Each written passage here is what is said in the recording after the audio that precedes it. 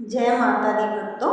कहा जाता है कि जो भी सच्चे मन से माता वैष्णो देवी का स्मरण करता है उसकी हर मनोकामना पूरी होती है। लेकिन क्या आप जानते हैं कि माता वैष्णो देवी का जन्म कैसे हुआ, वे धरती पर क्यों आई, भैरवनाथ का अंत कैसे हुआ और माता ने त्रिकुटा पर्वत की गुफा को अपना स्थायी निवास क्यों बनाया।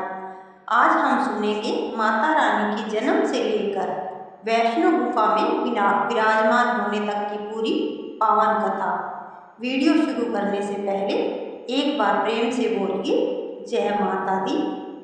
बहुत समय पहले पृथ्वी पर अधर्म बढ़ गया था। राक्षसों के अत्याचारों से देवता और ऋषि मुनि अत्यंत दुखी थे।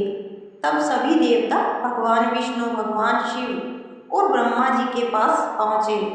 तीनों देवों ने अपनी दिव्य शक्तियों का तेज एकत्रित किया। उसी दिव्य तेज से एक अलौकिक कन्या का प्रकट हुआ।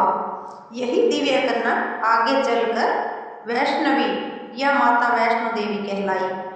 उनके भीतर महाकाली का पराक्रम, महालक्ष्मी की कृपा और महासरस्वती का ज्ञान समाहित था। बचपन से ही वैष्णवी अत्यंत तेजस्वी थी। उन्हें सांसारिक सुखों में कोई रुचि नहीं थी। उनका मन सदैव भगवान विष्णु की भक्ति में लगा रहता। कहा जाता है कि छोटी उम्र में ही वे कठिन तपस्या करने लगी। दूर दूर से लोग उनके दर्शन करने आते और उनके आशीर्वाद से अनेक लोगों के दुख दूर हो जाते। धीरे धीरे उनकी महिमा चारों ओर फैलने लगी। जब भगवान श्री राम वनवास के दौरान लंका विजय के लिए जा रहे थे, तब माता वैष्णवी ने उनके दर्शन किए। माता ने श्री राम से विवाह की इच्छा प्रकट की। भगवान श्री राम ने कहा, इस जन्म में मैं केवल माता सीता का पति हूँ, लेकिन कलयुग में भक्तों के कल्याण के लिए तुम त्रिकुटा पर्वत पर निवास करोगी और संसार तुम्हारी पूजा करेगा। उन्होंने माता को तपस्या करने का आदेश दिया। माता ने श्री राम की आज्ञा को सहस्र स्वीकार किया। माता त्रिकुटा पर्वत पर पहुंची। वहां उन्होंने वर्षों तक कठोर तपस्या की। कहा जाता है कि उनके तप से पूरा पर्वत पवित्र हो गया। आज वही स्थान माता वैष्णो देवी धाम के नाम से प्रसिद्ध है। अब सुनते हैं श्रीधर की कथा। उसी समय एक निर्धन ब्राह्मण श्रीधर माता का परम भक्त था।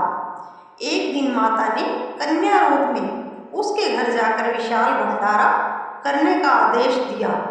श्रीधर चिंतित हो गया कि इतने लोगों को भोजन कैसे कराएगा, लेकिन उसने माता पर विश्वास रखा। भंडारे के दिन हजारों लोग आए। सबके आश्चर्य के बीच छोटे से पात्र से अनगिनत लोगों को भोजन मिलता रहा। सभी समझ गए कि यह कोई साधारण कन्या नहीं, बल्कि स्वयं जगदम्बा है। उसी भंडारे में तांत्रिक भैरवनाथ भी उपस्थित था। उसे संदेह हुआ कि यह कन्या कोई दिव्य शक्ति है। उसने माता की परीक्षा लेने का निश्चय किया और उनका पीछा करना शुरू कर दिया। माता बार बार उसे समझाती रही कि लौट जाओ, लेकिन भैरवनाथ अपने अहंकार में अंधा हो चुका था। पीछा करते समय माता के साथ चल रहे भक्तों को प्यास लगी। तब माता ने अपने धनुष से भूमि पर बाण चलाया। वहीं से जल की धारा फूट पड़ी। आज वही स्थान बाणगंगा के नाम से प्रसिद्ध है। आज भी लाखों श्रद्धालु वहां स्नान करके यात्रा प्रारंभ करते हैं। आगे बढ़ते हुए माता ने पीछे मुड़कर देखा कि भैरवनाथ अभी भी उनका पीछा कर रहा है। जहां माता के चरण पड़े वही स्थान आज चरण पादुका कहलाता है। भक्त आज भी वहां माता के चरणों के दर्शन करते हैं।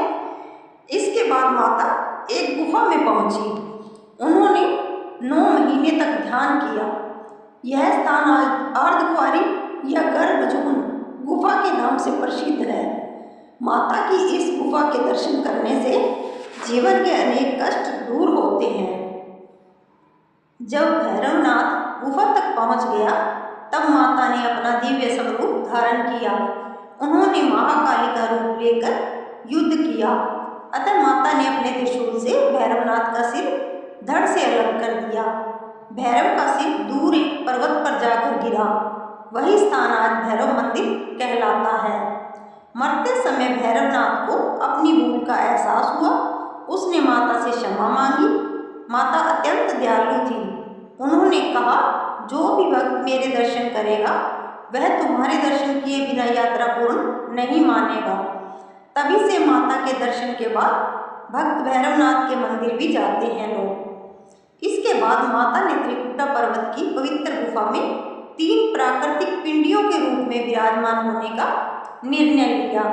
ये 3 पिंडियां महाकाली, महालक्ष्मी, महासरस्वती का प्रतीक मानी जाती है। आज करोड़ों श्रद्धालु इन तीनों पिंडियों के दर्शन करके अपने जीवन को धन्य मानते हैं। कहा जाता है कि माता के दरबार वही पहुंचता है जिसे माता समय बुलाती है।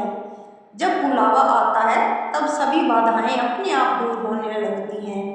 यही कारण है कि हर वर्ष करोड़ों श्रद्धालु जय माता दी का जय घोष करते हुए माता के दरबार पहुंचते हैं।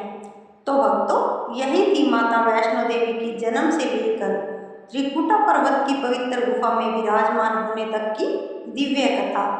यदि आपको यह कथा अच्छी लगी हो तो वीडियो को लाइक करें, अपने परिवार और मित्रों के साथ अवश्य साझा करें और कमेंट में श्रद्धा से लिखें, जय माता दी। माता रानी आप सभी की मनोकामनाएं पूर्ण करें, आपके घर में सुख शांति समृद्धि सदैव अपनी कृपा बनाए रखे।